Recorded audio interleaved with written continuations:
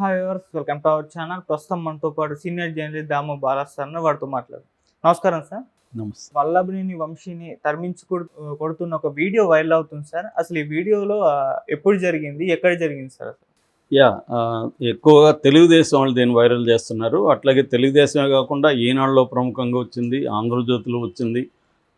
తరిమి కొట్టిన తెలుగుదేశం యువత అని మన జ్యోతిలో రాస్తే పోలీసుల సాయంతో పారిపోయాడు అని జ్యోతిలో రాశారు. ఈనాడులో కూడా తెలుగుదేశం శ్రేణులు వల్లభనేని వంశీని తరిమి కొట్టాయి అని రాశారు. సో ఇది ఎక్కడ జరిగిందంటే పోలింగ్ రోజే జరిగింది. గన్నవరంలో గన్నవరం మండలం కేసరివారిపల్లి గ్రామంలో టీడీపీ నాయకుడు పొట్లూరి బల్లారావు ఆయన వాళ్ళ ఇంటి మీదకి ఈయన వెళ్తుంటే ఇంటి మీద దాడేనేమో జ్యోతి రాసింది. ఇంటి మీద దాడికి వెళ్ళాడు. దాడికి వెళ్తే తెలుగుదేశం వాళ్ళు ఈయన మొత్తం గ్రామం అంతా ఏకమై తెలుగుదేశం యువత అంతా వచ్చి తరిమి కొట్టారు అని జ్యోతి రాసింది. ఈనాడు ఏం రాస్తుందంటే దాడికి యత్నిస్తూ కవింపు చర్యలకు పాల్పడుతూ ఉంటే తెలుగుదేశం వాళ్ళు వచ్చి దాడి చేశారు, ఈయన్ని తరిమేశారు. పోలీసుల సాయంతో ఈయన రిజర్వ్లో పెట్టుకొని వెనక్కి వెళ్ళిపోయాడు అని విరోచితంగా వీళ్ళిద్దరూ ప్రొజెక్ట్ చేశారు, జ్యోతి అండ్ ఈనాడు. ఇదే ప్లేస్లో నువ్వు ఒకసారి ఊహించుకో, తెలుగుదేశం ఎమ్మెల్యే ఉన్నాడు అనుకో, ఇదే న్యూస్ని వాళ్ళు ఎలా రాస్తారు? విరోచితంగా. దీని కిందనే ఉంది వేరే న్యూస్ ఉంది. ఈ కామెంట్ విరోచితం కాదు, రివర్స్లో ఎట్లా రాస్తారంటే వైసీపీ మూకలు దౌర్జన్యం, వల్లభనేని వంశీ మీద వైసీపీ మూకల దౌర్జన్యం అనేది హెడ్డింగ్ ఉండదు ఇతను కానీ తెలుగుదేశం అయితే. సో దాన్ని బట్టే మనం టైటిల్ని బట్టి ఇది ఏ పత్రిక అని చెప్పేయచ్చు. సాక్షి కూడా ఇలాగే రాస్తుంది, దాంట్లో ఏం డౌట్ లేదు. సో దీన్నే ఫ్రేమింగ్ ఎఫెక్ట్ అంటారు మామూలుగా.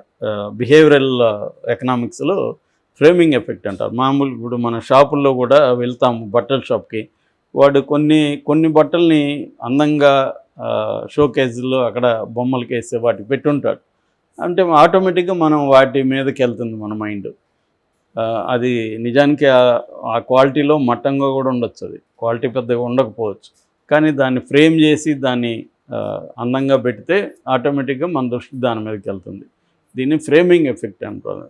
అట్లాగే న్యూస్ల్లో కూడా దేన్ని ఎలా ప్రజెంట్ చేస్తారనేది ఇంపార్టెంట్. థంబ్నెయిల్ కావచ్చు, లేకపోతే వీళ్ళు న్యూస్ టైటిల్స్ పెట్టేటప్పుడు కానీ ఇది అంటే తెలుగుదేశం వాళ్ళు వైసీపీ వాళ్ళని తరిమితేమో తరిమి కొట్టిన తెలుగు యువత అని బ్రహ్మాండంగా ఉంటుంది.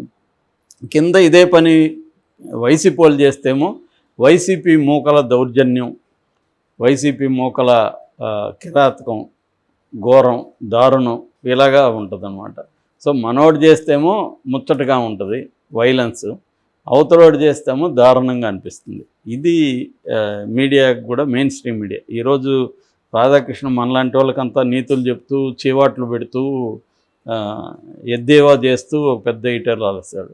అదేదో గురువింద గింజ అంటారు, ఆ గింజ దగ్గర చాలా పెద్ద, అసలు గింజే నలుపది కంప్లీట్గా, కానీ వేరే వాళ్ళు నలుపని ఎక్కిరిస్తున్నట్టుగా అనిపించింది. నిజానికి దాని వెనక ఆక్రోశం కనబడుతుంది. ఎందుకంటే ఇంతకుముందు ఈ 2-3 పత్రికలు, 2-3 మీడియా హౌస్లు ఏం చెప్తే అది నమ్మేసేవాళ్ళు జనం.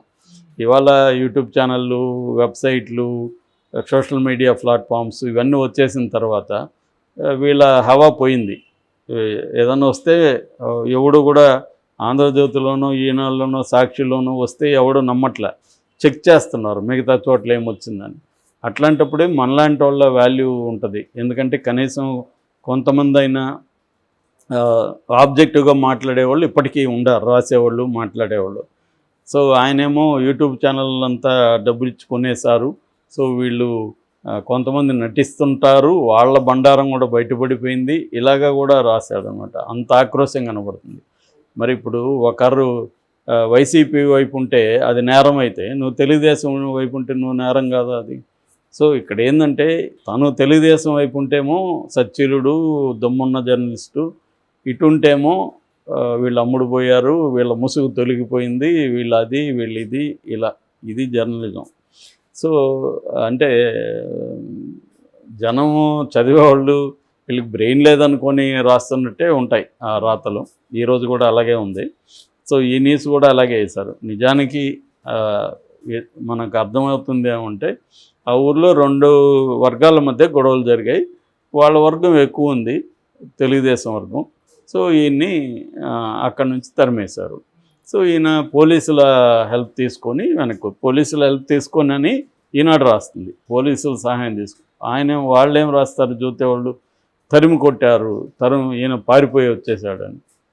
ఈయనేం పారిపోలేదు, ఇక్కడ అల్లర్లు మన బలం తక్కువ ఉంది కాబట్టి వచ్చేసాడు.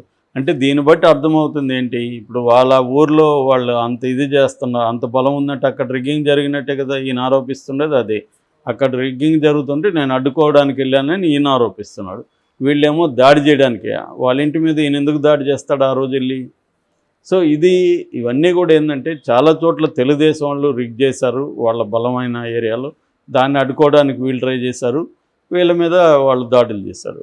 ఎవరు వైసీపీ వాళ్ళ మీద వాళ్ళు దాడి చేశారు. వైస్ వెర్సా రివర్స్లో వైసీపీ స్ట్రాంగ్గా ఉన్న చోట వీళ్ళు చేశారు, వీళ్ళని అడ్డుకోవడానికి తెలుగుదేశం వాళ్ళు దిగారు.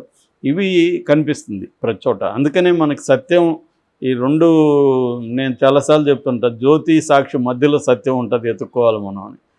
ఈ 2 చదివి ఇంకేదన్నా ఎవరైనా బ్యాలెన్స్గా రాశారో చూసుకొని లోకల్గా ఏమన్నా రాశారా ఇవన్నీ చెక్ చేసుకున్నాక మనకు ఒక పిక్చర్ అర్థమవుతుంది. ఏదన్నా ఒకటే చదివినాం అనుకో, జ్యోతో లేకపోతే సాక్ష్య చదివాం అనుకో, ఒక వెర్షనే అర్థమవుతుంది. ఎందుకంటే ఎవరికి ఇష్టం వచ్చినట్టు దాన్ని రాయడం. కాకపోతే మనకి బలంగా సాక్షికి ఈ 2 అంత బలం లేదు, వీళ్ళు చాలా ఎక్స్పర్టైజ్ ఉంటుంది ఈనాడు జ్యోతి ప్రజెంటేషన్లో. సాక్షికి కొద్దిగా వీక్, కాకపోతే సాక్షికి సోషల్ మీడియా కొంత స్ట్రాంగ్గా ఉంటుంది వైసీపీకి. సో ఇలాగా నిజానికి వల్లభనేని దీన్ని అంత ఆనందంగా చేస్తూ వీడియో చేస్తున్నారంటేనే అర్థం ఏమంటే వాళ్ళు కూడా చేస్తున్నారని, తెలుగుదేశం వాళ్ళు కూడా దాడులు చేశారని. ఇప్పుడు అక్కడ మనకి తిరుపతి అది కూడా పరిశీలిస్తే ఫస్ట్ వీళ్ళ ఈ నాని అనుకుంటా కదా ఆయన పేరు, పులవర్తి నాని. ఈ పులవర్తి నాని బ్యాచ్ వెళ్ళి వీళ్ళు కూడా దాడులు చేశారు. ఆ వీడియోలు కూడా ఇప్పుడు బయటకు వచ్చాయి. చేస్తే వాళ్ళు వచ్చి చేశారు. సో ఇక్కడ ఏంటంటే ఇరు వర్గాలు ఎవరి బలం ఉన్న చోట వాళ్ళు చేశారు. ఇక్కడ ఏమీ బలం లేని చోటే వీళ్ళు నీతులు చెప్తున్నారు, బలం ఉన్న చోట నీతులు చెప్పట్లే, అటాక్ చేస్తున్నారు. సో ఇది ఓవరాల్గా స్టేట్లో మనకు కనబడే పిక్చరు.